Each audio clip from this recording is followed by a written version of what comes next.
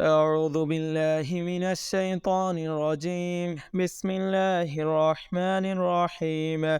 لقد سمع الله قول الذين قالوا إن الله فقير ونحن أغنياء سنكتب ما قالوا وقتلهم الأنبياء بغير حق ونقول ذوقوا عذاب الحريق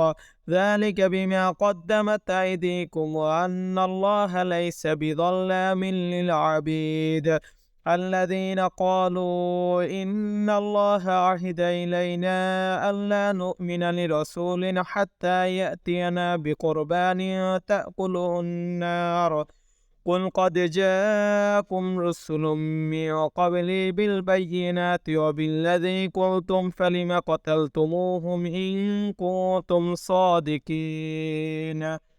فإن كذبوك فقد كذب رسل من قبلك جاءوا بالبينات والزبر والكتاب المنير كل نفس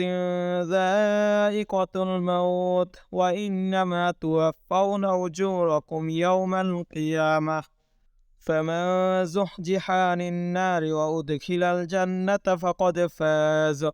وما الحياة الدنيا إلا متاع الغرور لتبلؤن في أموالكم وأنفسكم ولتسمعن من الذين أوتوا الكتاب من قبلكم ومن الذين أشركوا أذى كثيرا وإن تصبروا وتتقوا فإن ذلك من عزم الأمور وإذا أخذ الله ميثاق الذين أوتوا الكتاب لتبيننه للناس ولا تكتمونه فنبذوه وراء ظهورهم واشتروا به ثمنا قليلا فبئس ما يشترون لا تحسبن الذين يفرحون بما أتوا ويحبون أن يحمدوا بما لم يفعلوا فلا تحسبنهم بمفازة من العذاب ولهم عذاب أليم ولله ملك السماوات والأرض والله على كل شيء قدير إن في خلق السماوات والأرض واختلاف الليل والنهار لآيات لأولي الألباب الذين يذكرون الله قياما وقعودا وعلى جنوبهم ويتفكرون في خلق السماوات والأرض